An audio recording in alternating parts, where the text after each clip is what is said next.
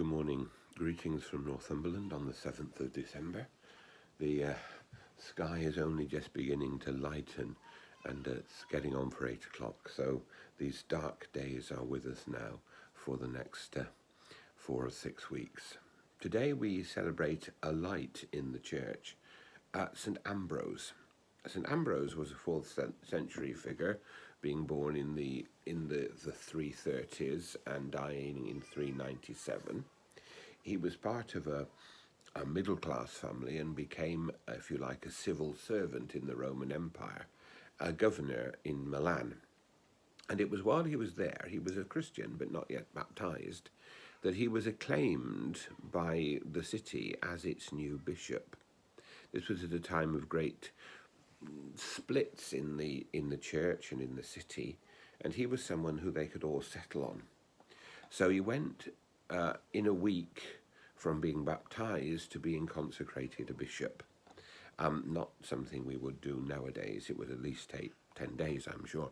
And he began a very significant time as the Bishop of Milan. There were controversies going on at the time. The Arian controversy about the nature of Christ. Was Christ truly God?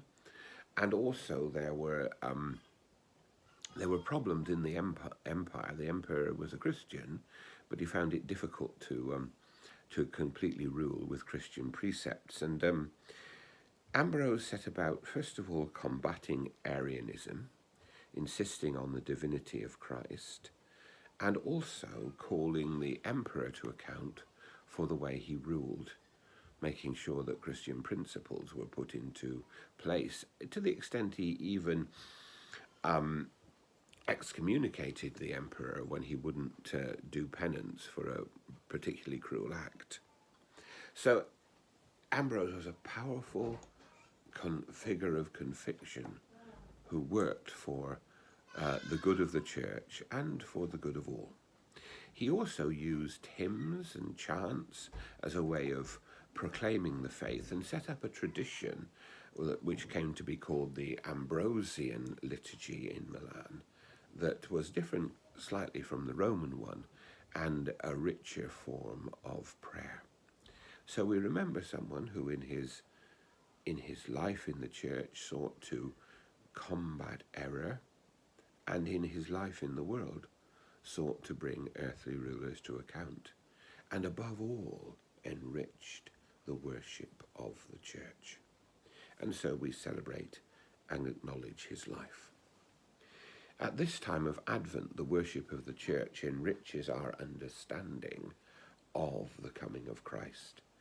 And I've spoken already of these prophecies of Isaiah.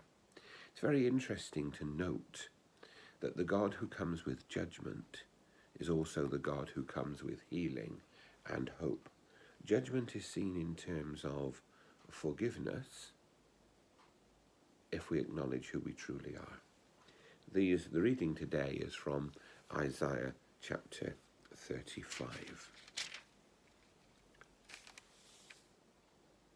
Let the wilderness and the dry lands exult. Let the wasteland rejoice and bloom. Let it bring forth flowers like the jonquil. Let it rejoice and sing for joy.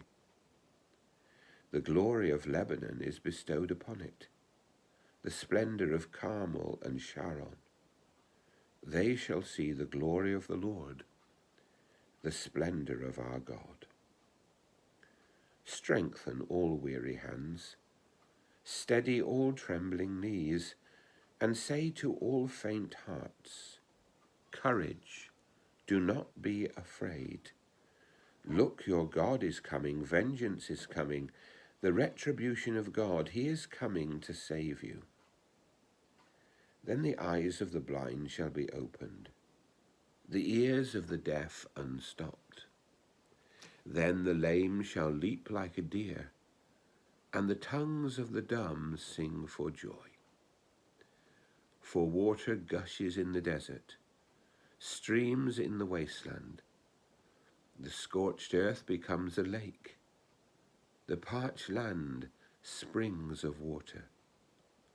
The lairs where the jackals used to live become thickets of reed and papyrus. And through it all will run a highway undefiled. It shall be called the Sacred Way. The unclean may not travel by it, nor fools stray along it. No lion will be there, nor any fierce beast roam about it. But the redeemed will walk there. For those the Lord has ransomed shall return. They will come to Zion shouting for joy, everlasting joy in their faces. Joy and gladness will be with them, and sorrow and lament has ended.